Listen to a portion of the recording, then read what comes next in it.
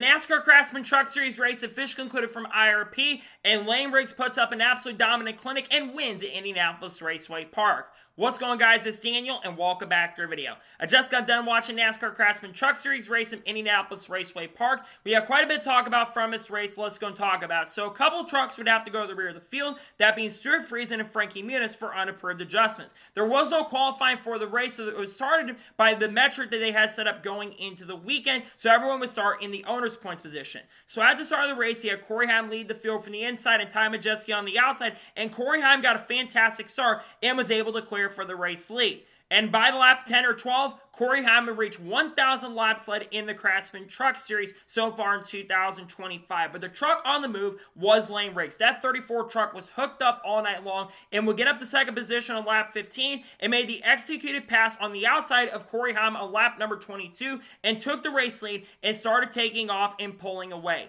He would have a near 2 to 3 second gap by the end of stage number 1. He would continue dominating, pulling out to massive lead. And coming out the final corner, Layne Riggs would come off and win stage number 1, followed by Ty Majeski, Chandler Smith, Grant Enfinger, and Corey Heim.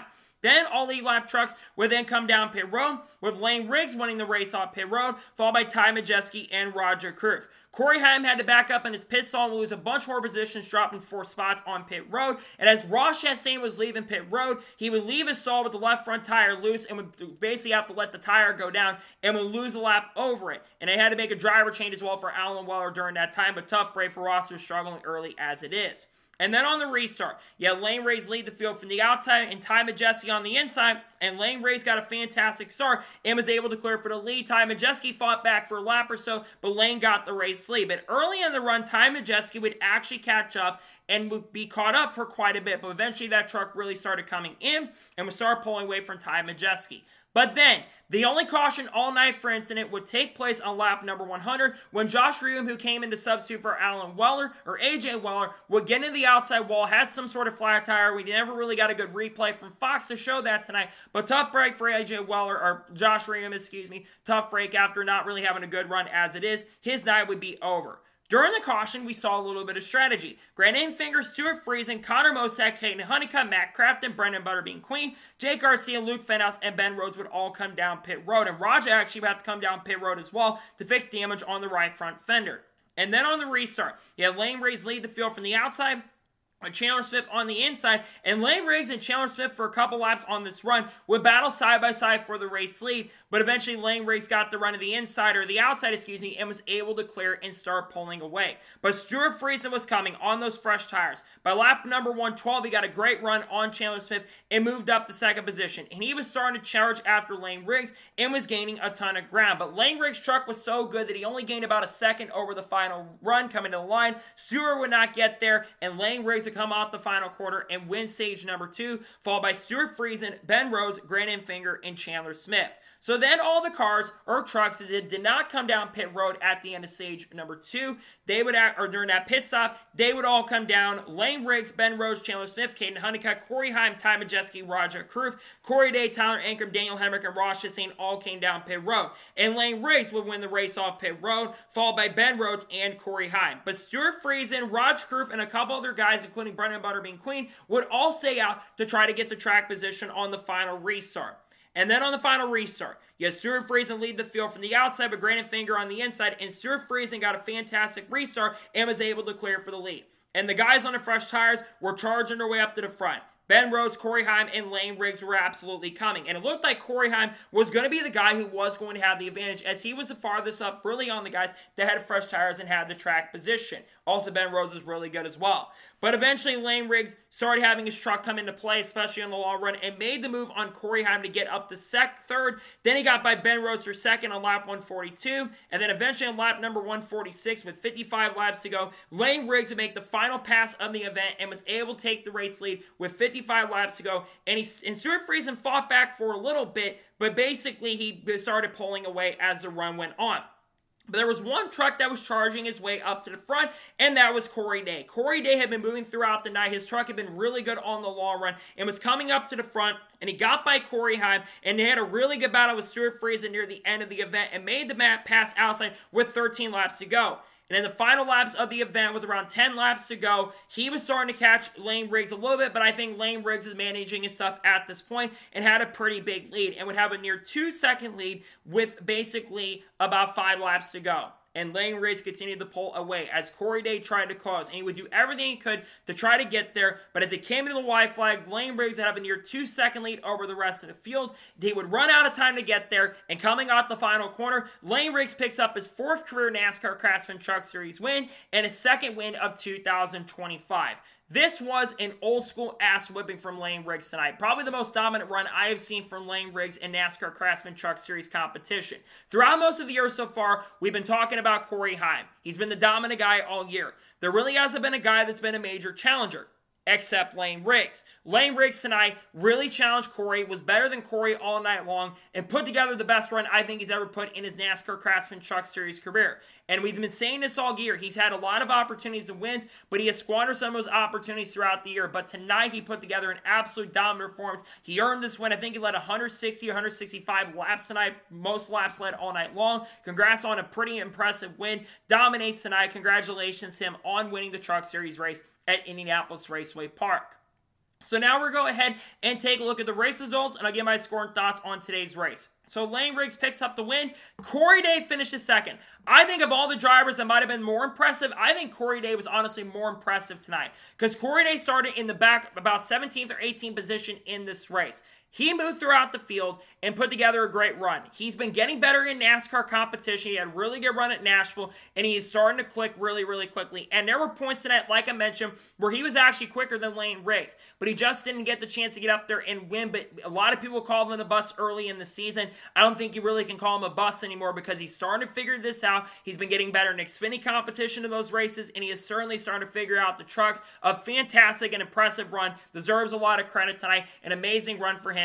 He finishes second. Stuart Friesen finished third. They played strategy, but Stuart legit had a top 10 truck, was moving up to the field early in the race. He's had some good runs as of late. Really strong run for Stuart Friesen. He finishes third. A phenomenal night for him. Corey Heim finished fourth. Surprisingly, Corey Heim was not the fastest truck out there. He had a solid run tonight, but not a great truck. But good news for Corey Heim, because of how good he's been this season. He has already won the 2025 NASCAR Craftsman Truck Series regular season championship. He was over 120 points after the race. He's been so good this year that he got a lot of points. He basically gets a 4th place finish. I know he's disappointed by that at this point. He led some laps, also reached over 1,000 laps led this season. I know he didn't pick up the win like I thought he would, but tonight was still a solid night. He finished 4th. Grant Enfinger finished 5th, ran top 5 and top 10 on night, showed some really good speed. Not enough to go up there and challenge Layne Riggs for the win, but he's been getting better as the season has gone on. Solid night for him. He finishes 5th. Ty Majeski finished 6th. He had a 2nd and 3rd place truck most of the night, but he lost a lot of track position when all the strategy was going on and never really recovered from that. Unfortunately, lost some positions on pit road as well throughout the night. Lost a shot, an opportunity, get an opportunity to win. This is an opportunity I think that was squandered from the 98 team. He still got some work to do. He finishes in 6th. Chandler Swift finished 7th. He had really good speed early, but he had a bad pit stop, lost some track position, and just never really recovered from it and got stuck in a lot of the dirty air as well. Never got the opportunity to get back up there. He finishes in 7th, so a solid night, but not a great night. Dale Hamrick finished 8th. They made a crew chief change. They struggled early, but they got that truck better and comes home with a solid top 10 finish in 8th place. Solid night for him. Tyler Ingram finished 9th, ran 5th to 10th most of the night, had decent speed, was faster than guys like Corey Heim throughout the evening. Not enough to contend for the victory, but a solid top 10 run for Tyler Ingram. Pretty solid speed. And Ross Chastain finished 10th. Decent recovery for Ross Chastain, all things considered. A little bit underwhelming performance from Ross Chastain. I thought he'd be a major factor for the win. That truck just wasn't that good all night long. The niche trucks kind of struggled, to be honest. Just not a great night for Ross. He finished his 10th. Raj Crew finished 11th. I think that damage cost Raj an opportunity to go for a great run, because Raj legit had good speed throughout the night, but that damage unfortunately cost him a shot at a great finish. He still gets the top 15, but disappointing after great starts in the night.